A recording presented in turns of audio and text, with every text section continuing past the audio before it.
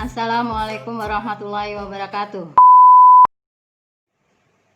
Jadi untuk alkana, isomer yang berlaku nanti adalah isomer rangka. Artinya bagaimana kerangka dari struktur alkana yang diminta. Jadi dalam beberapa tipe bisa kita buatkan. Maka nanti akan menghasilkan nama yang berbeda juga. Di sini saya sudah ambilkan contoh, yaitu C5H12. C5H12 kalau kita gambarkan maka bisa seperti nomor 1, membentuk rantai lurus C5H12. Yang penting jumlah C-nya 5, kemudian jumlah H-nya ada 12. Di C nomor 1 itu jumlah H-nya 3, di C nomor 2 jumlah H-nya 2, di C nomor 3 jumlah H-nya 2, dan di C nomor 4 jumlah H-nya 2, serta di C nomor 5 itu jumlah H-nya 3. Maka kita total itu jumlah H-nya ada 12. Jumlah C-nya tetap 5. Nah, maksudnya isomer itu bagaimana cara kita menggambar ulang tapi tidak sama seperti nomor 1 lagi. Maka kita buatkan rantai terpanjangnya 4. Berarti ada satu atom C lagi supaya jumlahnya 5. Ini kita buatkan menjadi cabang. Jadi rantai utama cukup 4. Supaya memenuhi rumus molekul C-nya ada 5, maka kita letakkan sebagai cabang. Bentuknya seperti ini. Maka kalau bentuknya sudah berubah, maka namanya juga akan berubah. Namanya juga akan berubah. Seperti itu, ya kan? Kemudian coba yang terpanjangnya kita buat 3. Maka ada 2 C lagi yang diletakkan sebagai cabang. Nah, ini juga akan menghasilkan nama yang berbeda. Ini dihasilkan 2,2 dimetil propana. Ini yang disebut dengan isomer. Dengan rumus molekul yang sama, artinya jumlah C dan H-nya sama, tapi bentuk dari strukturnya bisa berbeda. Nah, itu yang disebut dengan isomer. Ini kalau alkana berlaku isomer rangka. Kita lanjutkan ke isomer posisi. Isomer posisi ini berlaku untuk alkena dan alkuna.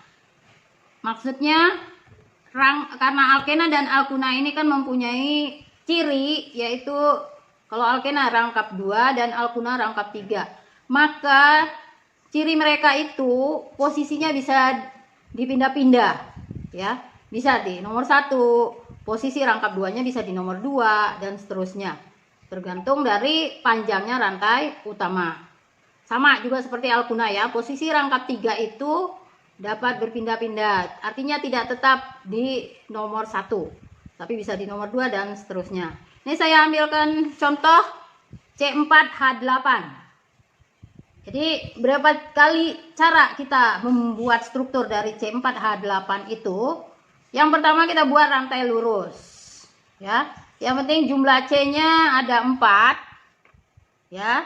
Kemudian di dalam rantai utama itu harus terdapat rangkap 2. Untuk yang nomor 1 kita buat rangkap 2-nya itu ada di nomor 1. Kemudian kita buat lagi struktur. Kita letakkan rangkap 2-nya di nomor 2. Jadi bisa kita rubah posisi rangkap 2-nya. Tidak lagi di nomor 1 tapi di nomor 2. Ya. Kemudian pemberian namanya adalah 2-butena. 2 di sini menandakan bahwa rangkap itu ada di nomor 2. Kemudian bentuk ketiga dari C4H8 adalah seperti ini, mempunyai cabang.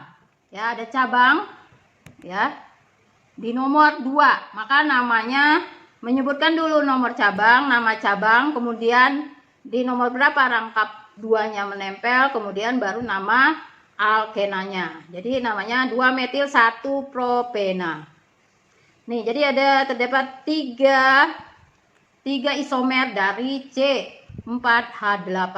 Untuk isomer yang ketiga yaitu isomer optis aktif atau disebut juga isomer geometri, isomer ruang. Ini hanya khusus berlaku untuk alkena.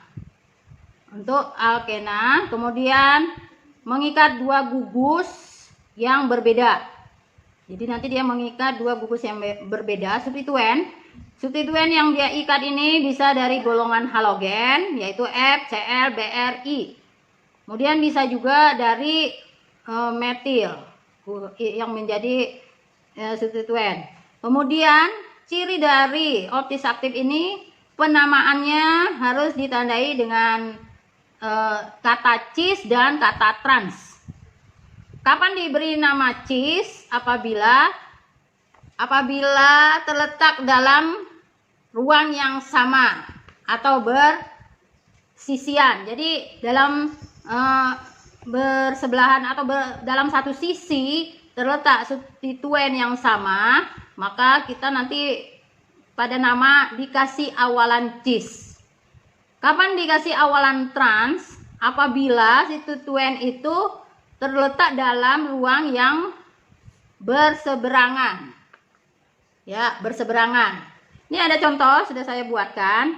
Jadi yang cis itu seperti ini. Jadi CH3 atau substituen H-nya ya, substituen ya yang melekat ini kan yang menjadi rantai utamanya. Ada sebanyak 4. Kemudian kenapa ini optis aktif? Karena hanya berlaku untuk alkena. Kemudian kenapa namanya diberi awalan cis? Karena substituen yaitu H di sini melekatnya dia itu bersisihan atau namanya bersebelahan itu ya. Nah, itu.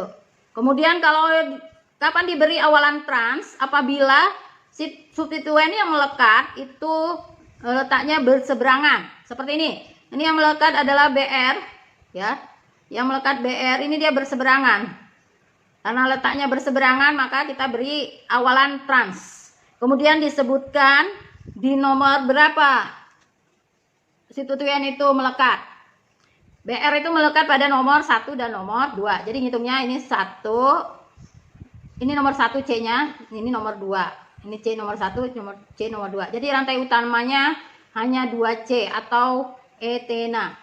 Kemudian ada substituen yang melekat yaitu BR di nomor 1 dan nomor 2. Jadi namanya adalah trans 1,2 dibromoetena.